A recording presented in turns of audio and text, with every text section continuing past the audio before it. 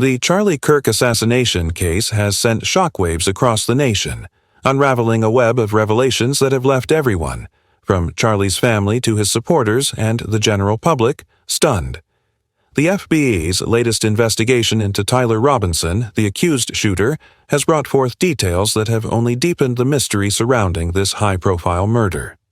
From the start, this case has been steeped in controversy, but the latest developments have raised even more questions. At the center of the storm is Candace Owens, who made a bombshell announcement on October 20, 2025, via X. "Don't worry about the gag order in the Charlie Kirk case. I plan to violate it on the world's behalf. The things I've discovered in this past week are enough to burn the house down." Owens claims that Charlie was betrayed by everyone, from his organization, Turning Point USA, TPUSA, to his donors, the Trump administration, and even Israel. What exactly is going on here? Why is Owens vowing to defy the gag order? Is there a larger conspiracy at play? Let's dive into the case from the beginning to make sense of it all. If you want justice for Charlie Kirk, read this through to the end and share your thoughts in the comments. We want justice for Charlie. Let's start with the gag order that's turned this case into a lightning rod for controversy. On October 16, 2025, Judge Tony Graff of Utah's 4th District Court issued an unprecedented gag order, sua sponte, meaning on his own motion, without any request from the prosecution or defense. This order doesn't just silence the attorneys and identified witnesses. It extends to over 2,000 to 3,000 potential witnesses who were present at Charlie Kirk's event at Utah Valley University, UVU, on September 10, 2025, as well as their families, staff, associates, and even the press. Violators face the threat of contempt of court.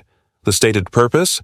To ensure a fair trial in a case that's already garnered massive media attention due to Kirk's prominence as the 31-year-old founder of TPUSA, a leading conservative organization.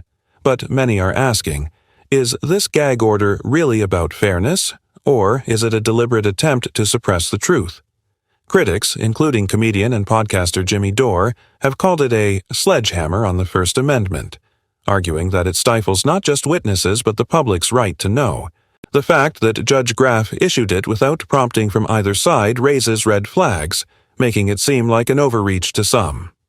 Now, let's talk about Tyler Robinson, the 22-year-old former UVU student and electrical apprentice from St. George, Utah, accused of assassinating Charlie Kirk.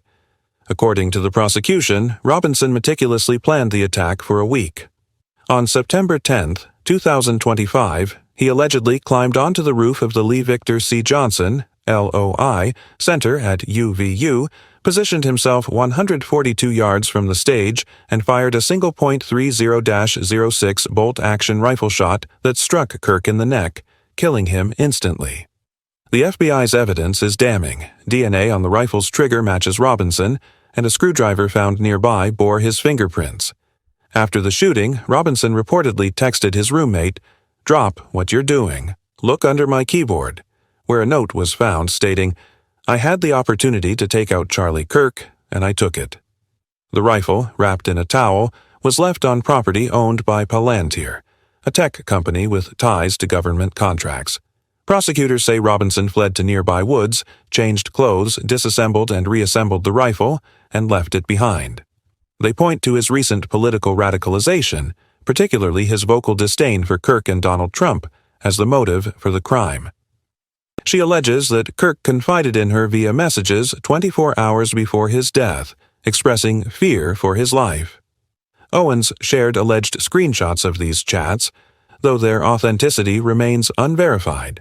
She also criticized Kirk's widow, Erica Kirk, for appearing at a rally with pyrotechnics shortly after his death, calling it insensitive and creepy. Owens claims Kirk's recent shift toward criticizing Israel and supporting pro-Palestine views led to conflicts with major donors like Bill Ackman and even TPUSA itself. She's hinted at a conspiracy involving foreign interests, pointing to Kirk's evolving stance as a possible motive for his murder. Since her post, Owens has gone quiet on social media, which some interpret as pressure from the gag order or fear of legal repercussions. The gag order itself is a major point of contention. Issued just weeks after Kirk's death, it's unusually broad, covering not just direct participants but anyone loosely associated with the case. Legal experts note that gag orders are common in high-profile cases to prevent jury bias, but this one's scope, potentially silencing thousands of UVU attendees as they're identified, has raised eyebrows. Judge Graff emphasized the need for integrity, civility, and diligence to protect Robinson's constitutional rights and ensure a fair trial, but critics argue it goes too far. Jimmy Dore called it a blackout of justice, accusing the court of suppressing free speech under the guise of fairness. The fact that Graff issued it sua sponte, without a motion from either side, fuels speculation that it's meant to hide something bigger. Some even point to the timing. Graff was appointed on August 4, 2025, by Governor Spencer Cox, just days after the previous judge, Robert Lunan, retired on August 1st.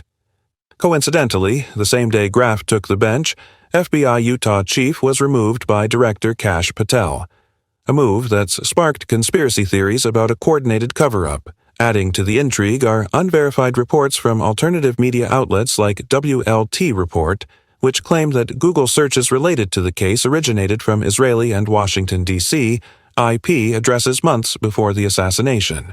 These searches allegedly targeted Judge Graff, July 26, 2025, Judge Lunan, May 15, 2025, Robinson, the hospital where Kirk was taken, the FBI's Utah head, and the LOI Center at UVU. Notably, no Utah-based searches for these individuals or locations appeared until after Kirk's death. These claims have led to speculation of foreign intelligence involvement, particularly tied to Kirk's alleged shift away from pro-Israel views. Critics like Dore suggest this points to a Mossad hit, or a setup by powerful interests upset with Kirk's changing politics. However, no mainstream outlet has corroborated these claims, and FBI Director Kash Patel has dismissed them as hysterical theories. The lack of concrete evidence makes these allegations speculative at best, but they resonate with those already distrustful of the official narrative. Let's look at Robinson's defense. On September 24, 2025, Public Defender Catherine Nestor from Salt Lake City was appointed to represent him.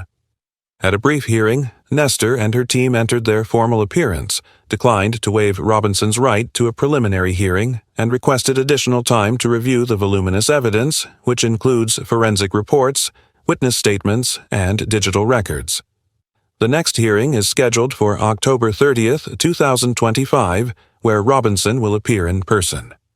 Jimmy Dore claims that multiple private attorneys wanted to represent Robinson but were blocked by the prosecution, with the county appointing a public defender instead. It's not ethical, but it's legal, Dore argued, suggesting the system is rigging the defense to ensure a stitch-up. However, there's no evidence to support claims of blocked counsel.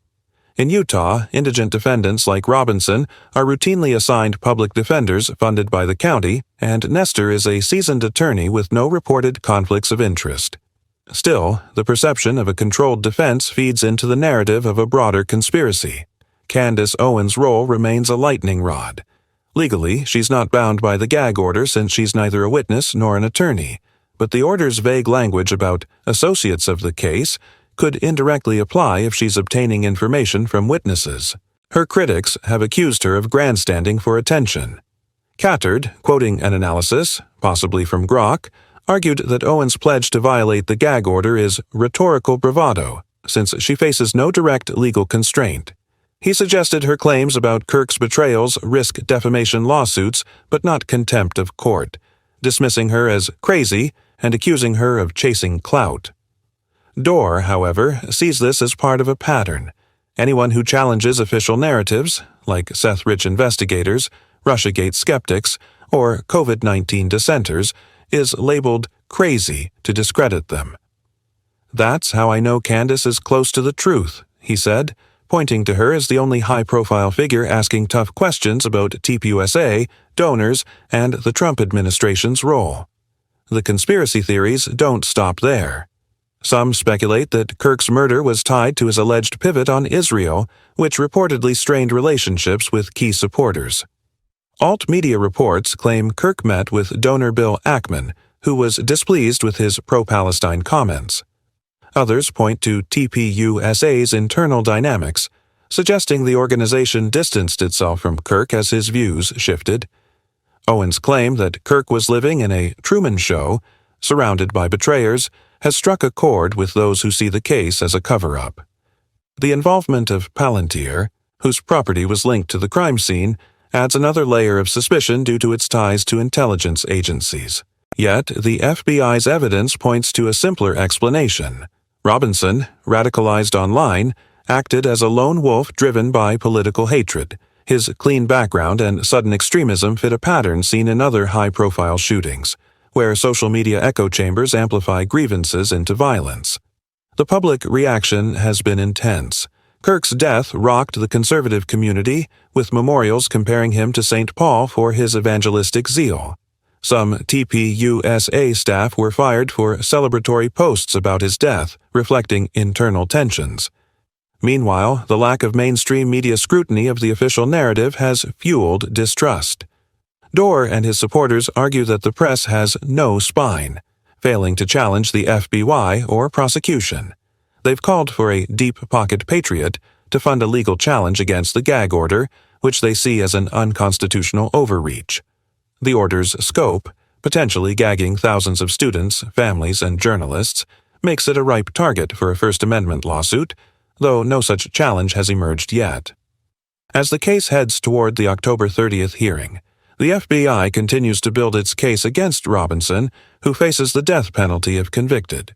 The prosecution's evidence, DNA, ballistics, texts, and a confession, appears strong, but the defense is still reviewing discovery materials, which could delay proceedings. For now, the GAG order remains in place, limiting what can be discussed publicly. Candace Owens' silence since her explosive post has only deepened the mystery. Does she have game-changing evidence, or was her outburst a calculated move for attention? And what about the Israeli IP searches? Are they proof of a grand conspiracy or just internet noise amplified by fringe outlets? This case is at a crossroads. Every answer seems to raise more questions. Was Tyler Robinson a lone gunman or a pawn in a larger plot? Is the GAG order protecting a fair trial or hiding a cover-up? Does Candace Owens have the smoking gun she claims, or is she stirring the pot for clout? Most importantly, will Charlie Kirk get justice? The FBI's investigation is ongoing, and the upcoming hearing may shed new light. But for now, the case remains a tangle of facts, theories, and raw emotion. What do you think? Will the truth come out, or will this case fade into obscurity like so many others?